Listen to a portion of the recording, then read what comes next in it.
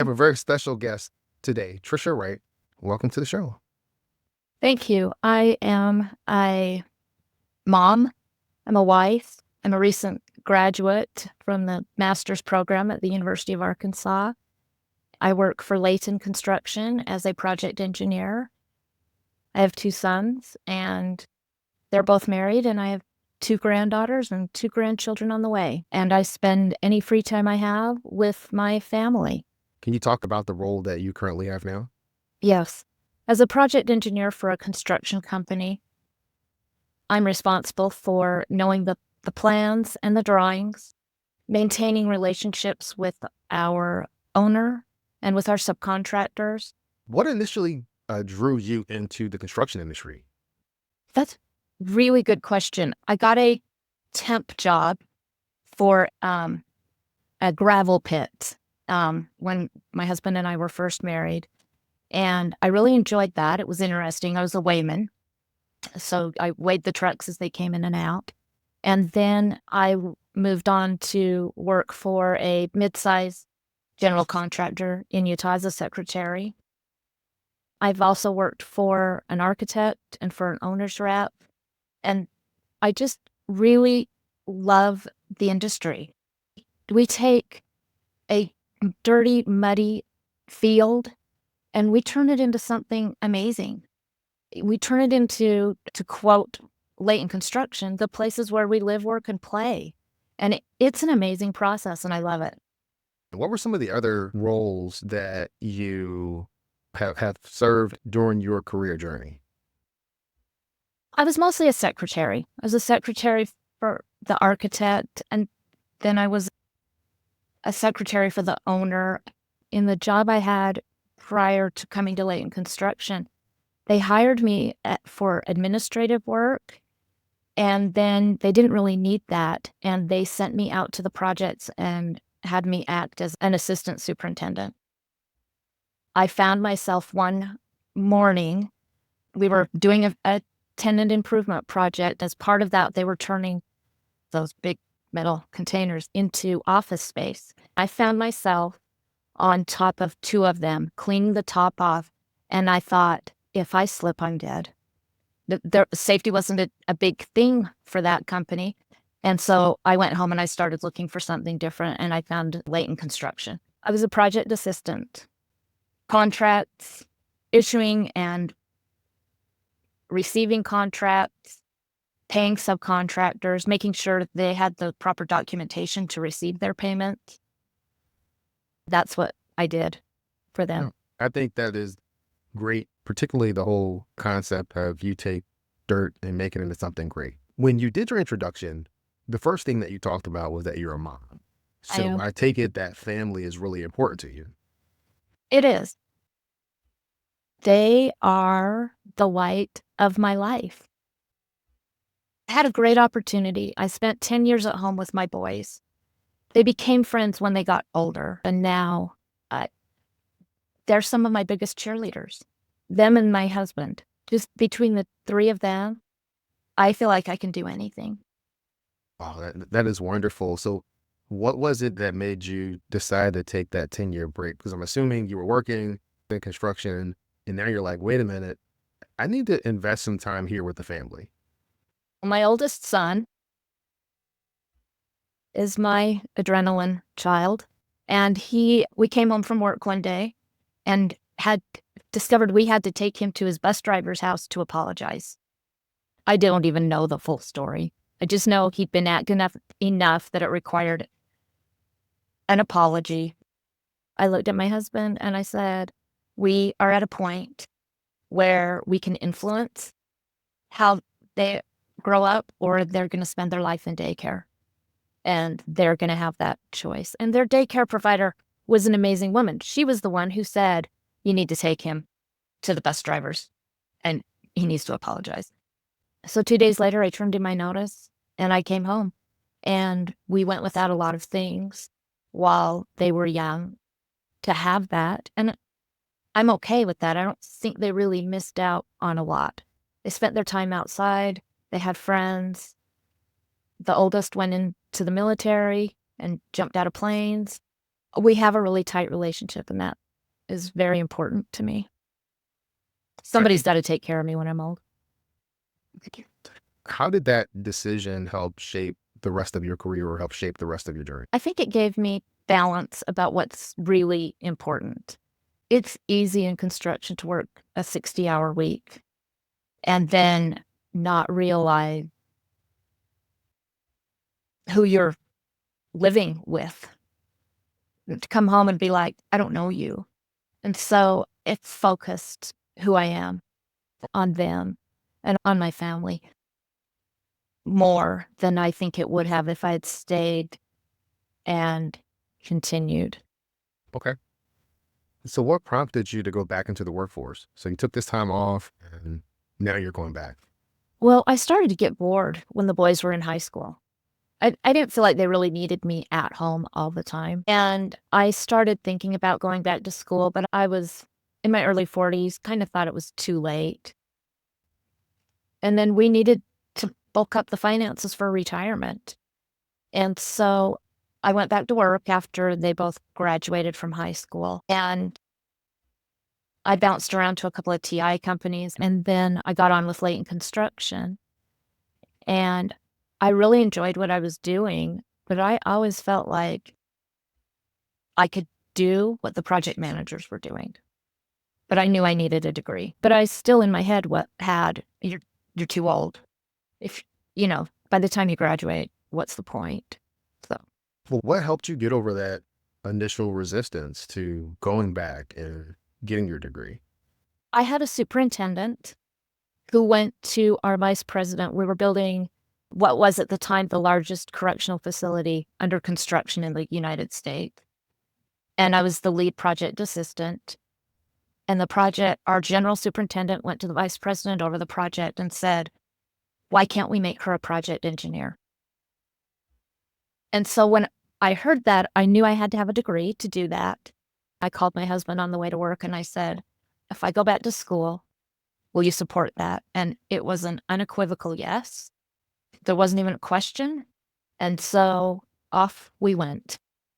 Wow. That is amazing to have that superintendent have that faith in you and the confidence that, hey, why don't we do this? Like she's doing everything that that position can do. So why aren't we not promoting her to that? And even though I didn't have the degree, they gave me a lot of opportunities on that project to do things beyond the normal project assistant roles. Okay. And so this gets into some of the things that we talked about in our kind of interview. You mentioned this phrase a lot during that session, and that was just the whole concept of that there's power in raising your hand. Can you talk about that? Well, I spent a lot of my younger years waiting for opportunities to fall into my lap. As I returned and finally got serious about getting my education, I realized that if I didn't let people know I was getting my education and I was looking to move into that next step, that I could get my degree and be a project assistant for the rest of my life. And that they are vital to what we do. They are very important, but I just wanted a little bit more. Different things came along. I discovered that if I was interested in something and I said something to my leaders, they would let me try.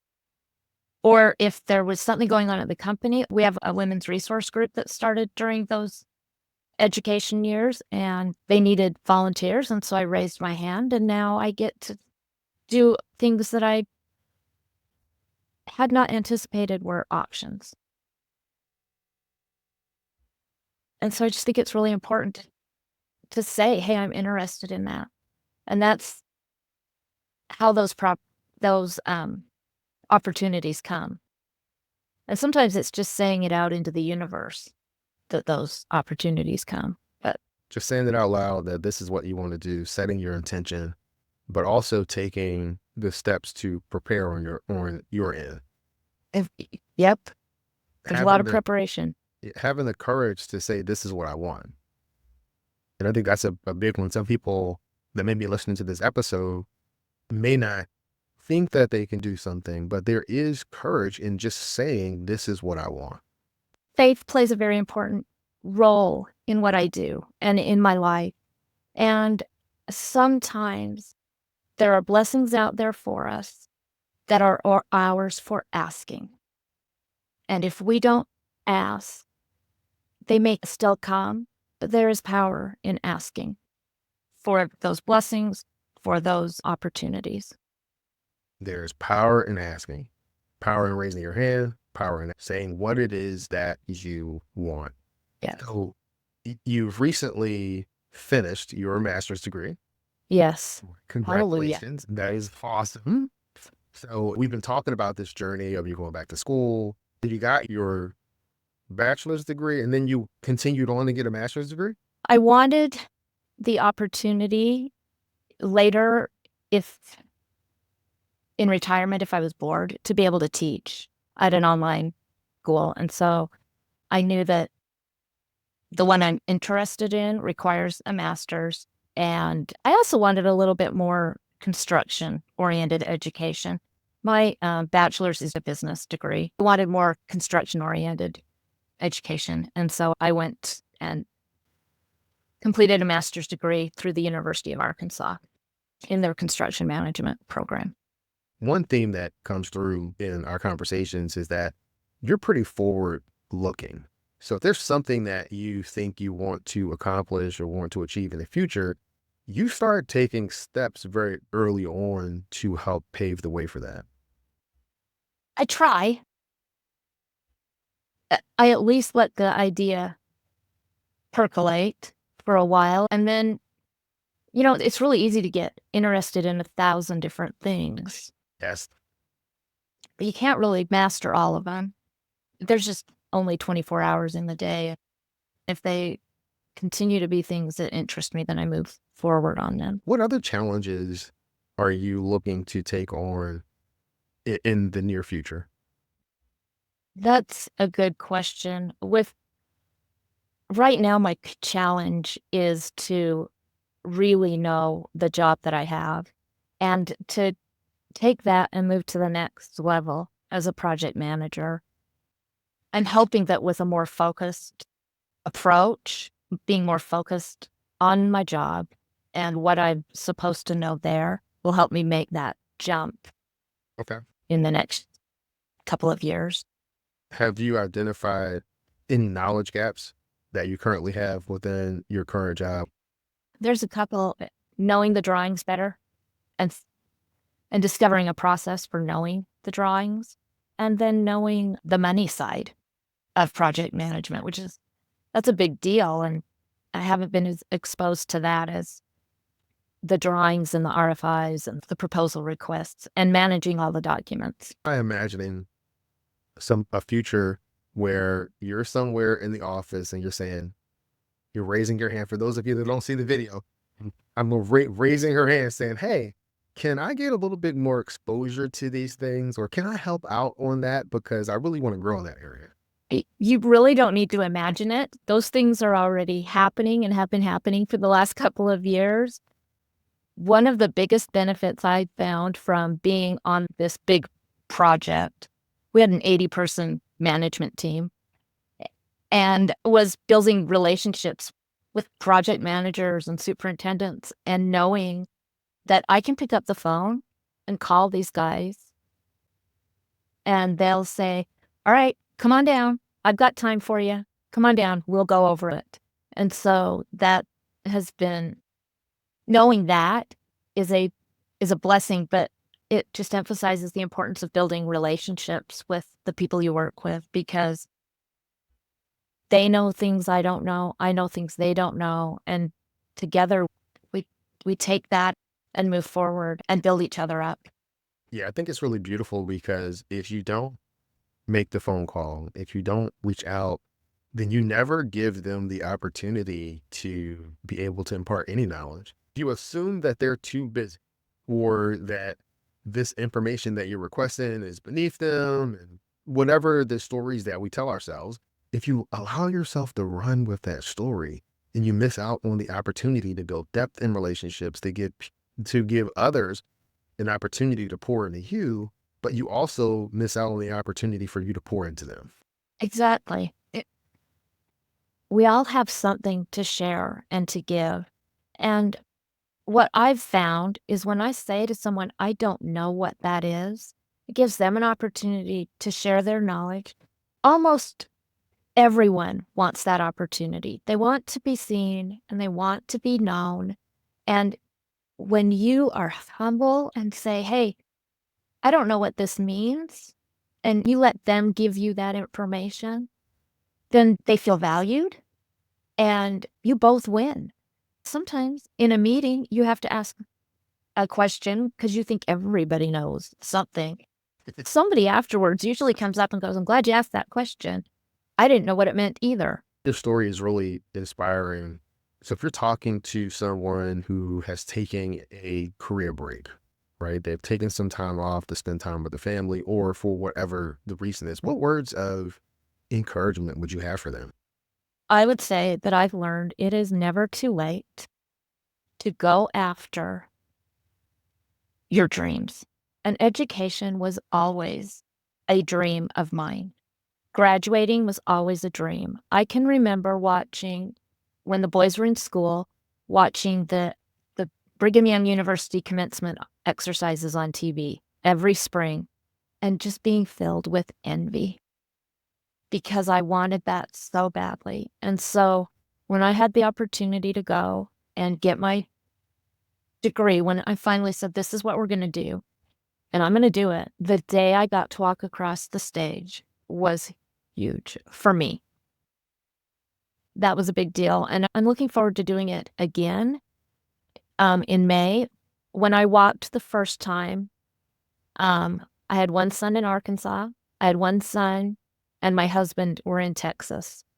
My oldest lost part of his leg in a motorcycle accident shortly before I graduated, and the Army took him to Texas, and my husband went for the first 2 months.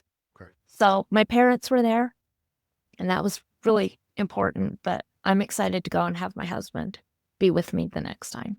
Yeah. Like if he's been with you throughout all of this journey. Through all of it. And he's carried a lot of the responsibility. There've been a lot of times when we get the call, can you come babysit? And I'm like, I can't. Dad will have to go. So Paul has a great relationship with our granddaughters that I'm looking forward to building with them, but he's been the go-to for a lot of things. What do you say to the person that does have this dream or ambition, but they're just a little bit hesitant, a little bit fearful, and they're concerned about raising their hand? Your dreams are important. And they are important, not just to you, but they're important to those who love you. And that by going and raising your hand and stepping forward, you will impact more than just yourself. Well, I have a great aunt. She got her first degree and she taught high school, and she was a very loved high school teacher.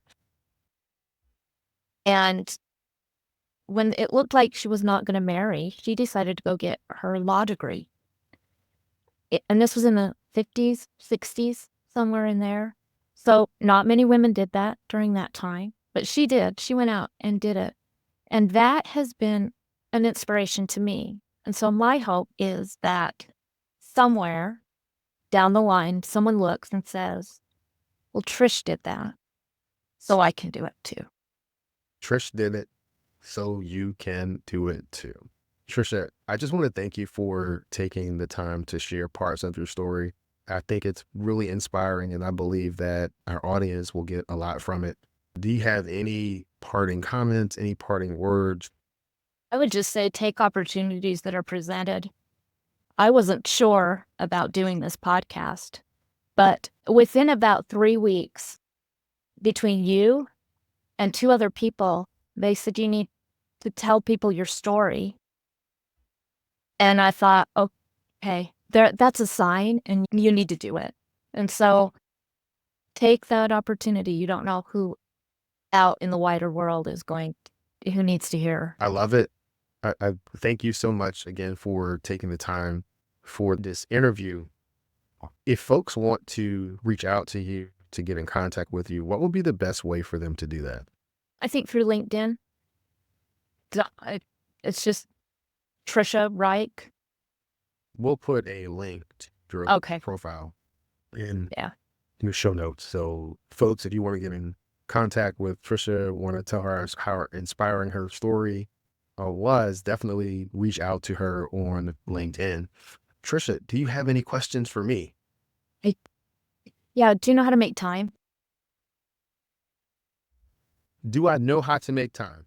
You make time by leveraging systems and processes that can really shorten the decision-making time for you. So that you can Notice that quickly in your podcast, but that's what you do, and it's very helpful. It's very similar to some degree how they say some high-performing people will wear the same types of clothes, same color of clothes every day. They're not making a decision. Yeah, I think you save time by making pre-decisions and having things set up, whether you're talking about having dinner at home pre-cooked or at least having your menu all out so you know what it is that you want to do, whether it's having your standard operating procedures for something like this, a podcast interview, or something that you're doing every day. You redeem time by being able to structure things where you're not spending time thinking about the decision. The decision is already made. Have a few of those in place. Standardized emails for different things that. Yeah. And I have someone who comes in and cleans the house twice a month. And so your delegation is the other piece where you're redeeming time. I look at what things can you eliminate, what things can you delegate, or what things can you automate. Those are kind of the three big areas that I look at when I feel overwhelmed or I feel like so much stuff to do. And if I have that feeling for some time, it's like, wait a minute, let me go through this process and look to see what do I need to eliminate, what do I need to delegate. And if I can't delegate it to a person, can I delegate it to a process or a tool to try to get the automation going? So delegation, elimination, and automation. Automation, yes. Okay. Because there's some things that we're doing that we just need to stop doing, right? I mean, we just need to stop doing them, particularly if we're trying to save time. But thank you for the question. I'm going to end this podcast like I end every podcast, and that's this. Many people know what to do. Fewer people know how to do it. And there is a select group of people that follow through, that are doing it, that are living the life of their dreams. So Trisha, I want to thank you for raising your hand, coming on the podcast, sharing your story, and being a blessing to everyone else. Thank you. Thank you. It's been great.